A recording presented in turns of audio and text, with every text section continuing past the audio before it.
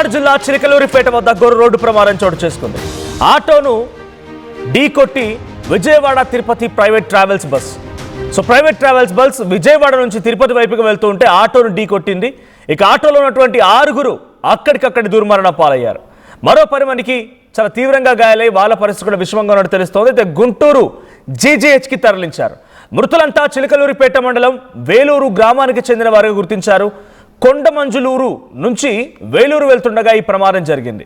ఇక చనిపోయిన వారి పేర్లు బొంత బాబు, మణమ్మ, సంపూర్ణమ్మ, లక్ష్మి, గంగమ్మ మరియు మరియమ్మ.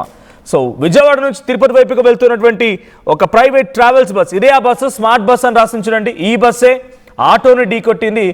ఆటోని ఢీకొట్టిన క్రమంలో ఒక్కసారిగా ఆటో ఉన్న వారు 6 దుర్మరణ పాలయ్యారు. సుమారుగా 10 మందికి తీవ్రంగా గాయాలే, వాళ్ళ పరిస్థితి కూడా విషమంగా ఉన్నట్టు తెలుస్తోంది. గుంటూరు జీజీహెచ్కి తరలించారు. ఒకసారి సంఘటనా స్థలం నుంచి ఆ సిచ్యువేషన్ చూద్దాం.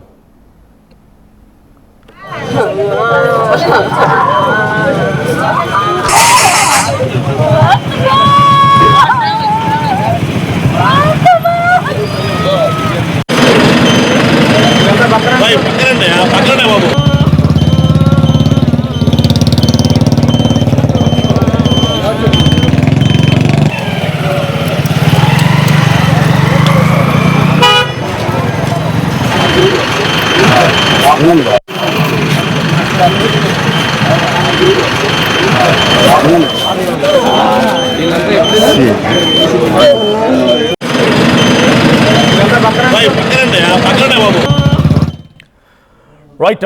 దీనికి సంబంధించి మరిన్ని అప్డేట్స్ ప్రతినిధి సాయి అందిస్తారు. సాయి, ఏం జరిగింది? ఆటోలో ఎంతమంది ప్రయాణిస్తూ ఉన్నారు? ఆ బస్సు అతివేగంగా వచ్చిందా లేదంటే ఇంకేదైనా మధ్యమత్తుగా ఉందా? పరిస్థితి ఏంటి?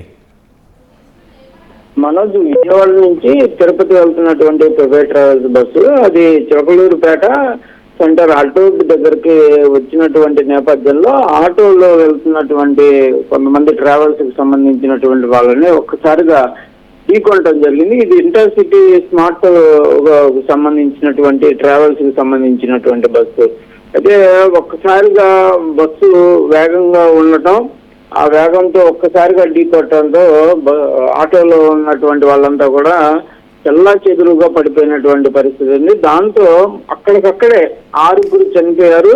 మిగిలినటువంటి 9 మందికి తీవ్రమైనటువంటి గాయాలు అవటం జరిగింది. వాళ్ళందరినీ కూడా గుంటూరు జీజీహెచ్కి, కొంతమందిని వేరే హాస్పిటల్స్ కూడా తరలించడం జరిగింది. ఈ చనిపోయినటువంటి వాళ్ళందరినీ కూడా జీజీహెచ్కి సంబంధించి అంటే గుంటూరు జనరల్ హాస్పిటల్ కూడా వాళ్ళందరినీ కూడా చనిపోయిన ఆటోలో ఉన్న 6 కూడా చనిపోయారు. అంటే 10 మంది పరిస్థితి విషమంగా ఉన్నట్టు తెలుస్తుంది. అంతా బస్సులో ఉన్న వాళ్ళ, అంటే సడన్ గా బ్రేక్ వేయడమో లేకపోతే బస్సులో ఎటువంటి పరిస్థితి, బస్సులో ప్రయాణికుల పరిస్థితి ఏంటి? 10 మంది పరిస్థితి విషమంగా ఉన్నారంటే వాళ్ళు ఆటోలో ప్రయాణిస్తున్నారా, బస్సులోనా? అంటే బస్సులో వాళ్ళకైతే మాత్రం పెద్దగా దెబ్బలు తగలలేదు. ఆటోలో ఉన్న వాళ్ళు మాత్రమే చనిపోవటం జరిగింది. వాళ్ళకు ఆటోలో ప్రయాణిస్తున్నటువంటి ప్రయాణికులకే గాయాలు కూడా అవటం జరిగింది. బస్సులో ఉన్న వాళ్ళకి స్వల్పంగా, అంటే వాళ్ళకు పెద్దగా దెబ్బలు కూడా తగినటువంటి పరిస్థితి లేదు. ఎందుకంటే ఒక్కసారిగా బస్సు వచ్చి ఆటోని డైరెక్ట్ గా ఢీకొనడంతో బస్సు కింద పార్ట్ మాత్రం డ్యామేజ్ అవడం జరిగింది, కానీ ఆటో మాత్రం ఒక్కసారిగా పల్టీలు కొట్టింది అన్నటువంటి పరిస్థితి నేపథ్యంలోనే ఆటోలో ఉన్నటువంటి ప్రయాణికులకి తీవ్రమైనటువంటి గాయాలు అవడం జరిగింది. అందులో అక్కడికక్కడే వాళ్ళంతా కూడా చనిపోయినటువంటి పరిస్థితి. మిగిలిన వాళ్ళకు కూడా తీవ్రంగా గాయాలు అవగానే వాళ్ళందరినీ కూడా హాస్పిటల్స్ కి తరలించారు. ప్రస్తుతం వాళ్ళలో కొంతమందికి కూడా అత్యవసరమైనటువంటి చికిత్సను అందిస్తున్నటువంటి. ఆటోలో ఎంతమంది ప్రయాణిస్తూ ఉన్నారు? మొత్తం 15 మంది ఉండటం జరిగింది. 15 మంది ఉన్నటువంటి నేపథ్యంలో 6 చనిపోయారు. 9 మంది పరిస్థితి కొంత విషమంగా ఉంది. అంటే రాత్రి సమయంలో విషమంగా ఉన్నాం, కొంత ఉదయం సమయానికి కొంతమంది అయితే మాత్రం కొంత కోలుకున్నటువంటి పరిస్థితి ఉంది. ఇంకో 3-4 పరిస్థితి మాత్రం కొంత ఇంకా వాళ్ళు అపస్మారక స్థితిలోనే ఉన్నారు. వాళ్ళకి అత్యవసరమైనటువంటి చికిత్సను అందిస్తున్నటువంటి పరిస్థితి కనిపిస్తుంది. వీళ్ళంతా కూడా చిలకలూరుపేట మండలం వేలూరు గ్రామానికి చెందిన వాళ్ళుగా కూడా తెలుస్తున్నటువంటి పరిస్థితుల్లో వీళ్ళంతా కూడా ప్రకాశం జిల్లా నుంచి కొండమాదులూరు నుంచి వేలూరు వెళ్తున్నటువంటి నేపథ్యంలో ఈ సంఘటన జరగడం జరిగినట్లు కూడా తెలుస్తుంది. అంటే ఏదో పుట్టినరోజు ఫంక్షన్ ఒకటి ఉంటే వీళ్ళంతా కూడా ఆటో వేసుకొని ప్రకాశం జిల్లాకి వెళ్ళి అక్కడి నుంచి వేలూరు వెళ్ళి మళ్ళీ తిరుగు ప్రయాణంలో రావటం జరిగిందనే విధంగా తెలుస్తుంది. అయితే ఇక్కడ ప్రమాదానికి ఎక్కువగా ఆటో డ్రైవర్ కారణం అనే విధంగా తెలుస్తుంది. ప్రమాదంలో ఆటో డ్రైవరే అధిక మద్యం సేవించడం వల్లే ఈ ప్రమాదం జరిగినట్లు కూడా గుర్తిస్తున్నారు. ఎందుకంటే అడ్రోడ్డు వద్ద ఒక్కసారిగా బస్సుకి ఎదురుగా వెళ్ళిపోయినట్లు కూడా అక్కడ ఎవరైతే అంటే ప్రత్యక్ష బాధితురాలు ఎవరైతే ఉందో ఆమె చెప్పడం జరిగింది.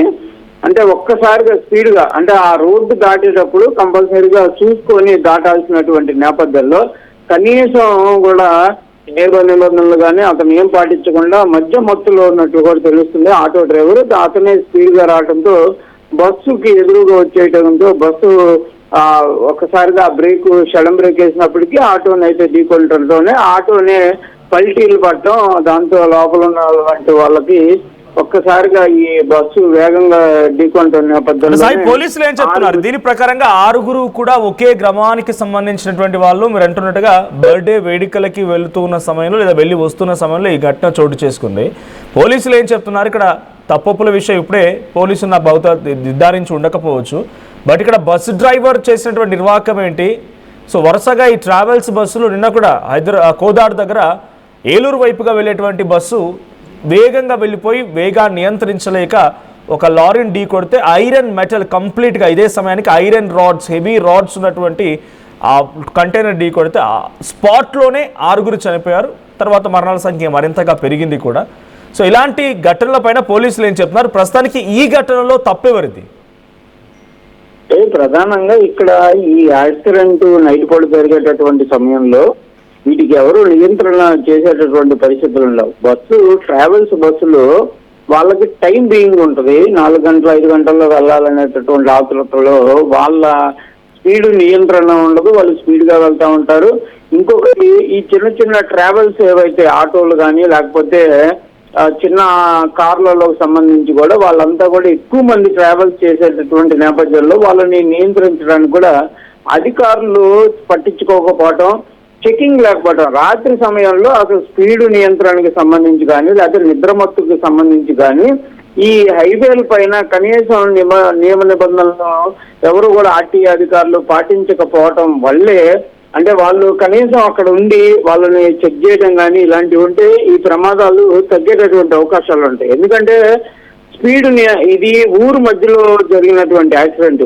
ఒకవేళ జాతీయ రహదారి పైన అంటే స్పీడ్ గా వెళ్ళేటటువంటి అవకాశం ఉంటుంది, కానీ ఊరు మధ్యలోకి వచ్చినప్పుడన్నా కనీసం ట్రావెల్స్ బస్సులకి స్పీడ్ నియంత్రణ ఉండాలి, అలాంటి పరిస్థితులు ఉండవు. దాంతోపాటు ఈ ఆటో డ్రైవర్లు కూడా ఇష్టానుసారంగా వెళ్ళటం, ఇదంతా కూడా ఎవరు ఆపేటటువంటి అంశాలు లేనటువంటి నేపథ్యంలోనే ఆటో డ్రైవరు నిర్లక్ష్యం ఉండటం, దాంతోపాటు ప్రైవేట్ ట్రావెల్స్ బస్సు కూడా అది కూడా మనం చూడొచ్చు. యాక్సిడెంట్ జరిగినటువంటి సిచ్యువేషన్ ని రోడ్డుకి మధ్యలోకి వచ్చేసినటువంటి నేపథ్యంలోనే ఆటోని బస్సు గుద్దటం జరిగింది. కనీసం అడ్రోడ్డు దగ్గర అడ్రోడ్డు దాడతాము, ఎవరైనా సడన్ గా వస్తారనేటటువంటి ఒకే ఒక ఆలోచన బస్సు డ్రైవర్కి ఉన్నా కూడా ఈ ప్రమాదం కనీసం జరిగేది కాదు. ఎందుకంటే అడ్రోడ్ దగ్గరకు వచ్చేటప్పటికి కొంచెం వేగం నియంత్రించుకున్నా కూడా ఒకవేళ ఆటో డ్రైవర్ నిర్లక్ష్యం ఉంది, అందులో పక్కాగా వాళ్ళు స్థానికులు చెప్తున్నారు అతనే మధ్యమత్తులో ఉన్నాడు, వేగంగా వచ్చేయడంతో బస్సు ఢీకొందని చెప్తున్నప్పటికీ కూడా ఈ ట్రావెల్స్ బస్సు వాళ్ళు కూడా కొంత నియంత్రణ కనుక ఉంటే మాత్రం ఇంత ప్రమాదం జరిగేది కాదు. ఒక 6 ప్రమాదంలో చనిపోవడం అంటే సామాన్యమైనటువంటి విషయం కాదు. ఇక్కడ క్లియర్ గా ఇద్దరి నిర్లక్ష్యం కూడా కనిపిస్తుంది. ఆటో డ్రైవర్ కు అదేవిధంగా బస్సు ట్రావెల్స్ కి సంబంధించినటువంటి డ్రైవర్ కి సంబంధించినటువంటి నిర్లక్ష్యాలు క్లియర్ గా కనబడుతున్నాయి. ఇంకొకటి రాత్రి సమయంలో కనీసం బీట్ పోలీసులు తిరుగుతూ ఉంటే గనక వీళ్ళు ఇలాంటి ఆటోల్ని కనీసం పరిశీలించేటటువంటి అవకాశాలు ఉంటాయి.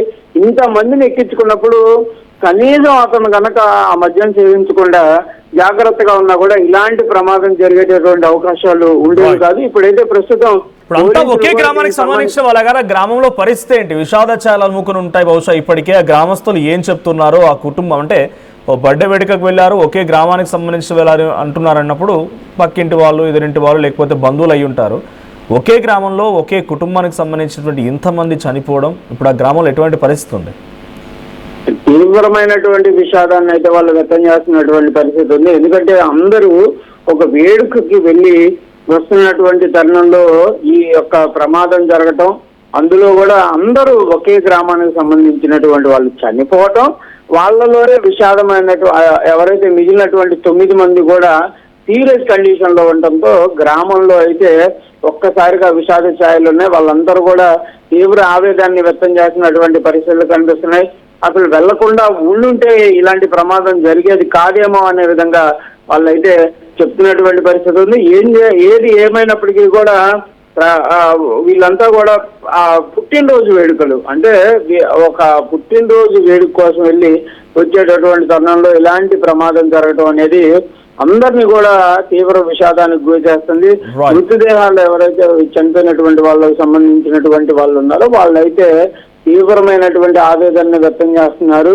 వాళ్ళలో సంబంధించినటువంటి ఎవరైతే మనమ్మ అనేటటువంటి ఆమె ఉందో ఆమె వాళ్ళందరికీ పెద్దాముగా కూడా చెప్తున్నటువంటి పరిస్థితి ఉంది. అందరూ కూడా అక్కడ ఒక రోజంతా కూడా ఆనందంగా గడిపి వస్తున్నటువంటి తరుణంలో ఆనందం అంతా కూడా ఒక్కసారిగా విషాద ఛాయలు నెలకొన్నటువంటి పరిస్థితులు కనిపిస్తున్నాయి. ఏదైనా కూడా రోడ్డు ప్రమాదాలతో ఇలా కుటుంబాలు కూడా ప్రమాదాల్లో పడటంతో చాలా మంది కూడా కుటుంబస్తులు తీవ్రమైనటువంటి విషాదాల్లోకి వెళ్తున్న సంఘటనలు వరుసగా చూస్తున్నాం. ప్రస్తుతం ఇదే అంశంలో చిలకలూరుపేట మండలం వేలూరు గ్రామానికి చెందినటువంటి వాళ్ళందరూ కూడా ఈ అంశంలో ఇప్పుడు ఒక్కసారిగా ప్రమాదానికి గురవడంతో గ్రామస్తులంతా కూడా వాళ్ళ తీవ్రమైనటువంటి ఆవేదనలో ఉన్నారనే విధంగా చెప్పొచ్చు. వాళ్ళంతా కూడా GGH కి మొత్తంగా పల్నాడు జిల్లా చిలకలూరుపేట దగ్గర ఒక్కసారిగా ఇప్పుడు ఒక ఆటో యాక్సిడెంట్కి సంబంధించిన అంశం అంటే ఒక ట్రావెల్స్ బస్ వచ్చి ఇక్కడ చాలా మంది ట్రావెల్స్ పేరు ఎందుకు చెప్పారంటారు. ప్రతిసారి ఆర్టీవీ ట్రావెల్స్ పేరు చెప్పడమే కాదు ఆ బస్సెస్కి సంబంధించిన చలాలను చూపిస్తుంది. అవసరమైతే ఇలాంటి ప్రమాదాలకు జరిగేటువంటి ఈ ట్రావెల్స్ని బాయ్కాట్ చేయండి, పబ్లిక్ బాయ్కాట్ చేయండి. ఆర్టీ అధికారులు తూతు మంత్రంగా 1-2 సందర్భాల్లో ఇలా ఇన్సిడెంట్ జరగగానే వచ్చి తనిఖీలు చేసినట్టుగా చేస్తారు. ఓ వీడియోలో ఓ ఫోటోలు తీసి వాటినే సర్క్యులేట్ చేస్తారు తప్ప వీళ్ళు నిరంతరంగా చెకింగ్స్ తక్కువగా జరుగుతూ ఉన్నాయి. సో ఆర్టీ అధికారులు ముమ్మరంగా తనిఖీలు చేయాల్సిన అవసరం కూడా ఉంది. సో ఇంటర్సిటీ స్మార్ట్ బస్ ఇది. So intercity smart bus. So ఈ ఇన్సిడెంట్ జరిగింది పల్నాడు జిల్లా చిలకలూరుపేట దగ్గర.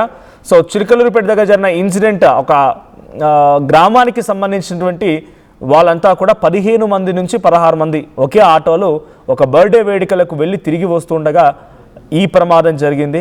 సో ఒకే గ్రామానికి సంబంధించిన వారు 6 స్పాట్లో చనిపోగా మిగిలినటువంటి వారి పరిస్థితి కొంత విషమంగా ఉంది. 10 మందికి పైగా తీవ్రంగా గాయాలై వారంతా ఆసుపత్రిలో చికిత్స పొందుతున్నారు. సో ఏకంగా బస్సు ముందు భాగం నుజ్జునుజ్జైనటువంటి విధానం చూస్తేనే ఆటో ఎటువంటి ప్రమాదానికి గురైంది, ఆటోలో పరిస్థితిని అర్థం చేసుకోవచ్చు. కన్నీటి పర్యంతమవుతూ అక్కడ గుండెలు పగిలలు ఏడుస్తున్నారు కుటుంబ సభ్యులు అండ్ ఆ గ్రామస్తులంతా కూడా. సో ఒకే గ్రామానికి సంబంధించిన వారు ఒక బర్త్డే వేడుకకు వెళ్తున్నారంటే వారంతా బహుశా దగ్గర బంధువులు అయి ఉండాలి, లేదంటే ఒకే కుటుంబానికి సంబంధించిన వాళ్ళు అయి ఉండాలి. సో వేలూరు గ్రామానికి సంబంధించిన వారంతా కూడా సో కొండమంజులూరు నుంచి వేలూరుకి వెళ్తుండగా ఈ ఘటన జరిగింది. సో దీంట్లో మరణించిన వాళ్ళకి సంబంధించిన ఇన్ఫర్మేషన్ చూస్తే బొంత బాబు, మనమ్మ, సంపూర్ణమ్మ, లక్ష్మి, గంగమ్మ అండ్ మరియమ్మ 6 చనిపోయారు. మిగిలిన 10 మంది పరిస్థితి కాస్త విషమంగా ఉంది. సో వీళ్ళు గుంటూరు GGHలో ప్రస్తుతానికి చికిత్స పొందుతూ ఉన్నారు. సో ఇంకా కొంత ఇబ్బందికర పరిస్థితి మధ్యలోనే వాళ్ళు ప్రాణాపాయ పరిస్థితిలో కొట్టుబెట్టాడుతున్నారు. సో ఒకసారి రోడ్డు ఎక్కే ముందు వేగాన్ని కాస్త నియంత్రించండి. అండ్ ముఖ్యంగా సో మద్యం సేవించి మీరు వాహనం నడపడం డెఫినెట్గా ప్రమాదమే. సో చాలాసార్లు అధికారులు చెప్తున్నారు, ఎంతోమంది హెచ్చరిస్తూ ఉన్నా ఈ మద్యం సేవించి వాహనాలు నడపడం అనేది కూడా చాలా ప్రమాదకారి అని చెప్పి గుర్తించిన మీకు తెలిసిన ఆ తప్పును మళ్ళీ చేస్తూ ఉన్నారు. సో ఇక్కడ అటువంటిదే ఒక చిన్న తప్పిదం ఈ ప్రమాదానికి కారణమైనట్టుగా తెలుస్తోంది. ఒకసారి మళ్ళీ ఆ హైవే పైన ఎటువంటి సిచ్యువేషన్ ఉంది, ఆ బస్సు ప్రమాదం తర్వాత అక్కడ క్షతగాత్రులను ఏ రకంగా అంబులెన్స్లో తరలిస్తున్నారు, అక్కడ కుటుంబాలు చేరుకొని కన్నీటి పర్యంతమవుతున్న దృశ్యాలు చూద్దాం.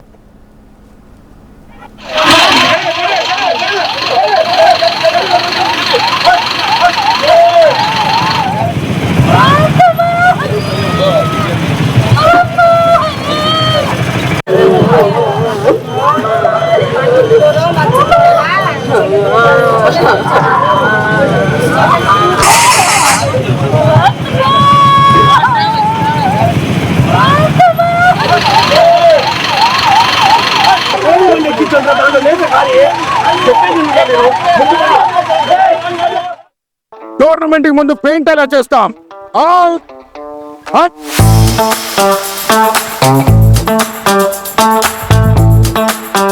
ప్లాన్ అయితే చాలా బాగుంది. సార్ స్టేడియం పరిస్థితి చూడండి. టోర్నమెంట్ ముందు పెయింట్ ఎలా చేస్తాం? టెక్నో పెయింట్స్ ఉందిగా. Techno paints. Township, dam, stadium లేదా మనీళ్లు, పెయింట్స్ నుంచి పెయింటింగ్ వరకు పూర్తి సొల్యూషన్ కావాలంటే మేమున్నాం. కానీ సార్ టైంకి పూర్తవుతుందా? రోజుకు 23 లక్షల స్క్వేర్ ఫీట్ పెయింటింగ్ చేయగల సామర్థ్యం, 5,000 మంది స్కిల్డ్ లేబర్ టీం మా వెంట ఉంది. 23 లక్షల. అవును, ప్రపంచ స్థాయి రంగులు, అద్భుతమైన షేడ్స్ తో భారతదేశపు అసలైన పెయింట్ మరియు పెయింటింగ్ శక్తిని మేమే. We are techno paints. Techno paints.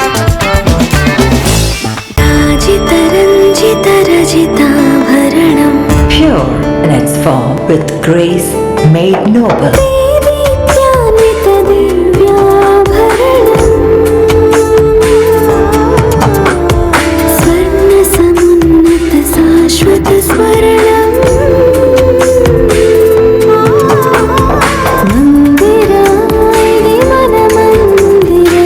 Mandira Premium Silver Jewelry by Manipali. ఈసారి కూడా వెయిట్ చేద్దామా? వెయిట్ చేస్తే టైం పోతుంది, డిమాండ్ తగ్గదు. అంటే రేట్ ఆగదు, డిమాండ్ తగ్గదు. నమ్మకమైన క్రెడాయి బిల్డర్లతో CREDAI Hyderabad property show August 28, 29, 30 HITEX లో.